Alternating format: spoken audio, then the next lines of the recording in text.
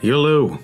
Max Holloway is one of the most technically skilled fighters to ever grace the arena. He isn't notable for power, but that's uniquely one of the reasons why he's so entertaining. Instead of the flash finishes provided by Francis, you see a beautiful onslaught that just keeps picking up. He's a momentum fighter, thus typically starting off slow. If he starts touching you, he just piles it on and on and on. His moves demonstrate more and more skill. He just keeps getting more and more impressive as the bout goes on. Eventually, it just gets one-sided, and the most impressive part about it all is that he can appear as a volume puncher but loses no technical finesse doing so. A high fight IQ demonstrated with his capacity to make reads and adjustments, a bottomless chasm of cardio, and a technical mastery rare among stand-up practitioners, let alone volume punchers. These are some of the qualities that make Max Holloway so special.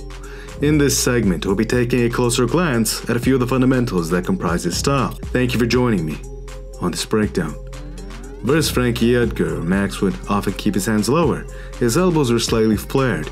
His stance was wider and he did not keep his chin down. This is interesting because it breaks a lot of conventional wisdom. You have to keep your hands up, elbows tucked against ribs to block possible body shots, to keep your chin down.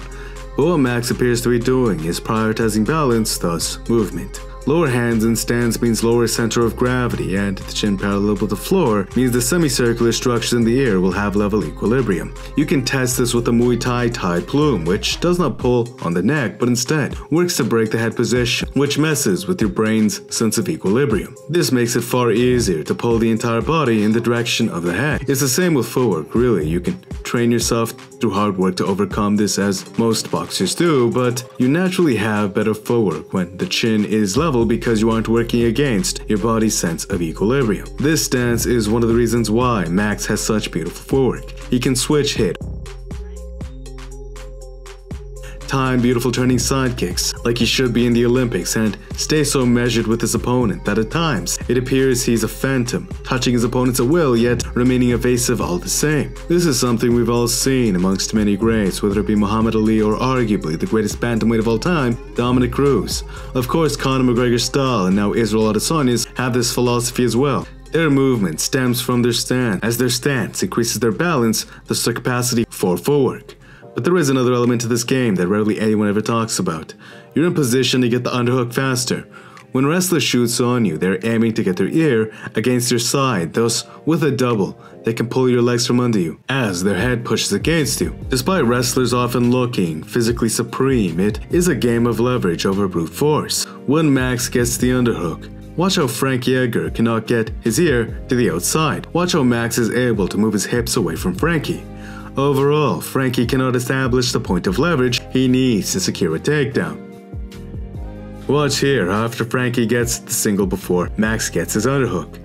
Frankie is trying to rotate, crank Max off balance. But Max, he pushes the head Aldo style, but then transitions to push Frankie's head to the other side, peeling his ear off of him. This in turn breaks Frankie's leverage, which in turn allows Max to create more space between his hips and Frankie. This was an instance highlighting how if Max cannot get the underhook, he still has phenomenal balance, which allows him the time he needs to work his opponents off of him. But 84% successful when defending a takedown, you likely will not get Max Holloway to the canvas unless he's against the cage. Here, Max has an overhook and he's pushing on Frankie's head with the other hand. Frankie slides his ear to the outside while Max is pinned against the cage. From here, he leverages against it to peel Max's hips from under him. His balance and reaction time is too good everywhere else. If you're away from the cage, he can overcompensate with his balance and reaction time even if you initially secure the position for a takedown. But even then, if he gets the underhook, you likely will not secure a takedown. It's no wonder Max Holloway is a pound-for-pound king on this grand stage. Here, one of his standard defenses versus a punch is relatively simple: to raise his right hand to block for the temple, but also to extend his left hand to maintain distance and help guide a shoulder roll. He can also fade out of the space, but from here, we begin to see why Max is a momentum fighter. He is very evasive, but he needs space to execute his movement. Thus, naturally, when you are the one broken onto the back foot, he will end up with a lot more space behind him. This is how he secures absolute domination. His ring generalship controls you. He reads how you move to his pressure, then he sets up traps to exchange against that behavior. Like here, this turning sidekick where after touching with his backhand, he feints his lead, then steps outside. But watch, as Max steps outside, he simultaneously sets up to throw a turning sidekick. Boom.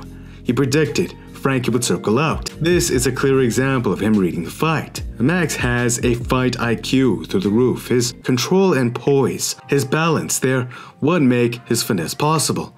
Even after the bell rings, you can tell by his endearing behavior that he holds nothing but respect for his competitors. He isn't overestimating them or underestimating them. He's just real to what the moment calls. Thank you, Max Holloway, for the privilege to watch. Truly, one of my favorite fighters. He's so entertaining. If you like more from me, please subscribe and hit the notifications. Thank you if you did. Smash the like button if you enjoyed. It's good karma. And until next time, peace.